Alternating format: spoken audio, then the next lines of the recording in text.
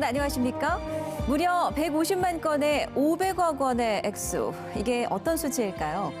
지난 3년 6개월간의 부산 지역 교통단속 건수와 범칙금 액수입니다.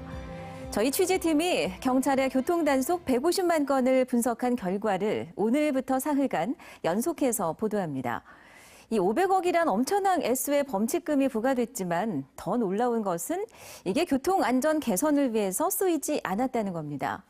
조재형 기자의 보도를 먼저 보시겠습니다. 지난 3년 6개월간 부산 15개 경찰서의 현장 교통단속 적발 건수는 147만 6천여 건. 발부된 범칙금만 511억 3,400여만 원입니다. 해마다 부산 지역 등록 차량 석 대 중 한 대꼴로 3만 5천 원짜리 단속을 당한 셈입니다. 도로교통법 23조 위반, 끼어들기 금지가 51만 건, 35%를 차지했고 안전띠 미착용이 30만 8천 건으로 두 번째로 많았습니다. 신호 위반과 방향지시 등을 켜지 않아 단속된 경우까지 합하면 전체의 80%가 이 네 가지 위반으로 나왔습니다. 문제는 이렇게 걷어들인 범칙금이 전액 국고로 들어가 일반 회계로 쓰인다는 겁니다. 교통안전시설 개선엔 한 푼도 사용되지 않고 있습니다. 이 중에 시설 개선이 중요한 부분인데 시설 개선에 쓴다면은 교통사고로 인한 사상자를 줄이는 데는 도움이 많이 되죠. 범칙금의 일정 비율을 반드시 교통안전시설 개선에 쓸 수 있도록 하는 도로교통법 개정안이 지난해 3월 발의됐지만 기획재정부의 반대로 법안은 1년 넘게 국회에서 표류하고 있습니다. 기재부가 아무래도 이게 일반 회계로 들어오면 재정 확보 수단으로 해서 마음대로 쓸 수가 있는데 아무래도 좀 명목상 정해서 쓰면은 한정되니까 불편한 점이 있겠죠. 교통시설 개선을 위해 책정된 올해 부산시 예산은 200억 원 정도. 이는 기존의 교통안전시설을 유지 관리하기에도 턱없이 부족한 실정입니다. MBC 뉴스 조재형입니다. 네, 조재형 기자가 나와 있습니다. 그러니까 지난 3년 반 동안 부산에서 500억 원이 넘는 교통범칙금이 부과됐는데 이 돈이 정부의 쌈짓돈처럼 쓰인다는 거죠? 네, 국고로 편입돼 일반 회계로 쓰인다는 건 이 돈이 공무원 임금으로 지급되거나 관공서를 신축하는 데 쓰는 등 교통안전과는 전혀 상관없는 곳에 쓰인다는 얘기입니다. 같은 기간 무인 단속 카메라에 찍힌 203만여 건의 과태료를 빼고 현장 교통 단속으로만 거친 범칙금이 부산에서 511억 3천만 원이나 되는데요. 네. 해마다 부산 시민의 주머니에서 146억 원 정도가 나간 셈인데 이 범칙금이 고스란히 엉뚱한 예산으로 쓰이고 있는 겁니다. 네. 근데 이게 다 교통 안전을 위한 현장 단속이라고 하는데 사실 운전자들의 목소리 들어보면 좀 많이 다르지 않습니까? 함정 단속이다 이런 비난까지 나오는 실정인데요. 네, 보시면 경찰 교통단속 처리 지침입니다. 교통법규 위반 단속은 경쟁적 실적 위주의 단속을 금지하고 교통소통과 사고 예방을 위한 질적 단속을 원칙으로 한다. 이렇게 돼 있습니다. 네. 하지만 단속당해 보신 분들 중에선 이 말에 공감하지 못하는 분들도 꽤 많을 겁니다. 안전과 크게 상관없는 단속, 다시 말해 함정 단속을 하는 경우가 많기 때문인데요. 이어서 조소환 기자가 보도합니다. 수영구 좌수영로에서 해운대 번영로를 연결하는 진입도로입니다. 경찰이 교차로에서 멀찍이 떨어져 대기하고 있습니다. 적색 신호에서 우회전하는 차량을 잡는 겁니다. 횡단보도에 파란불이 켜져 있어도 보행자가 없으면 운전자는 무심코 우회전을 하게 되는데요. 게다가 이곳엔 우회전 신호등이 따로 설치되어 있다는 걸 알기도 쉽지 않습니다. 신호 위반을 할 개연성이 높은 곳입니다. 여기서 3년 반 동안 3,830여 건이 단속됐습니다. 롯데백화점 광복점 앞 도로입니다. 택시기사 임석봉 씨는 지난 3월 보행자 신호가 빨간불로 바뀌자 평소처럼 우회전을 했습니다. 하지만 신호 위반이라며 단속에 딱 걸렸습니다. 이곳 역시 도로 오른쪽에 우회전 신호등이 설치되어 있지만 이 신호등이 뭘 의미하는지 순간 파악이 힘들었습니다. 때문에 직선 직진 신호 때는 여불이 빨간불이 켜지는 거예요. 돌아오면 무조건 신호 위반이에요. 벨사를 세워놓고 막 엄청 잡았어요. 제가 난리를 쳤잖아요. 이곳에선 2,580여 건이 적발됐습니다.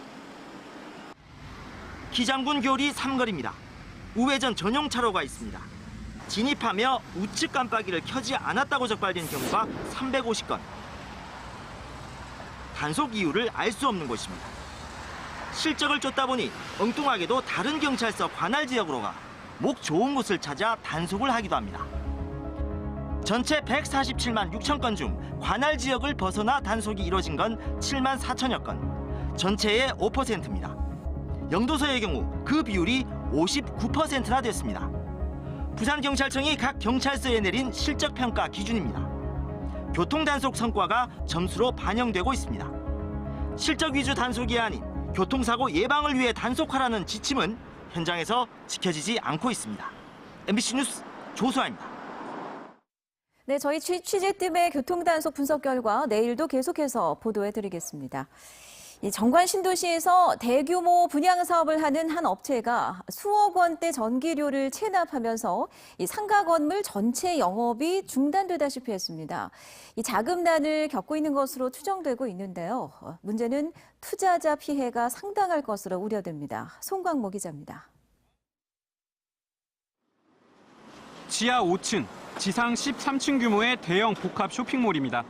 한참 장사를 해야 할 시간이지만 곳곳에 셔터가 내려가 있고 한 대형 서점에선 문을 닫은 채 짐을 싸는 모습도 보입니다.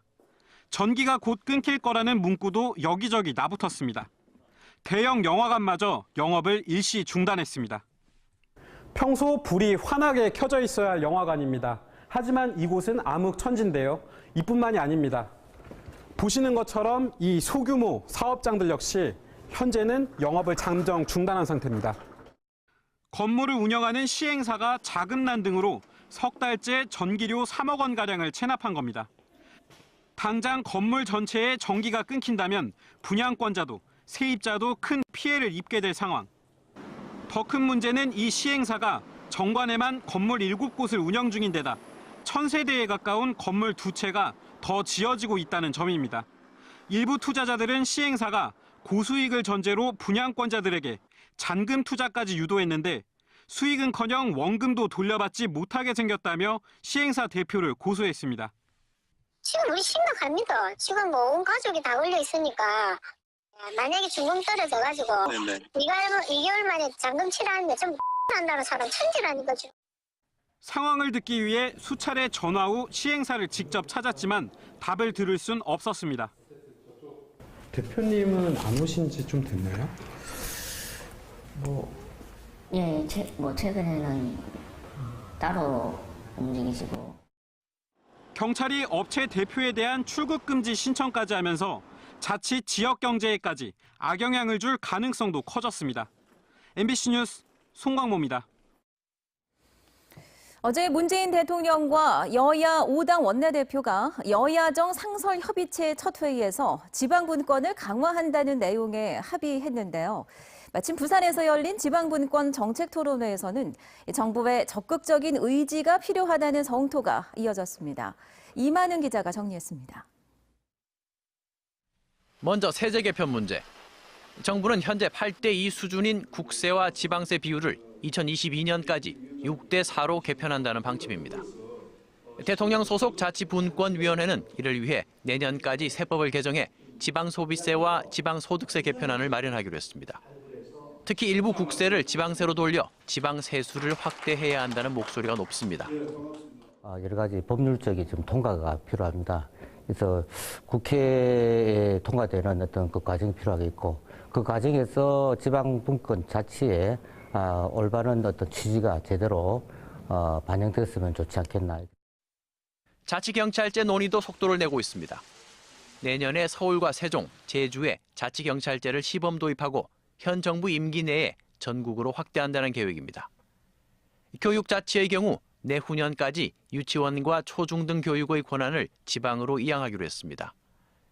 의회 분야에서는 오는 2022년까지 지방의회의 인사권을 독립시키고 자치 조직의 자율성을 강화한다는 방침입니다.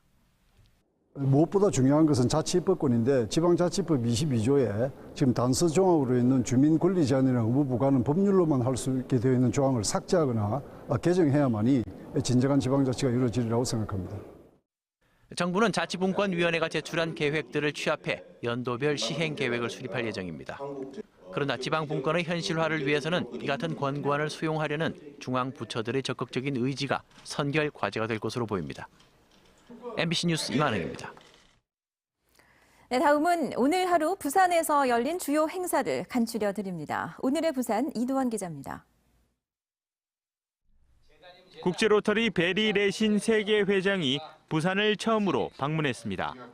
베리 레신 회장은 해운대 그랜드 호텔에서 열린 기자회견에서 국제로터리는 그동안 25억 명이 넘는 아이들에게 예방접종을 실시하는 봉사와 기부로 전 세계 소아마비의 99%를 퇴치하는 큰 성과를 거뒀다고 밝혔습니다.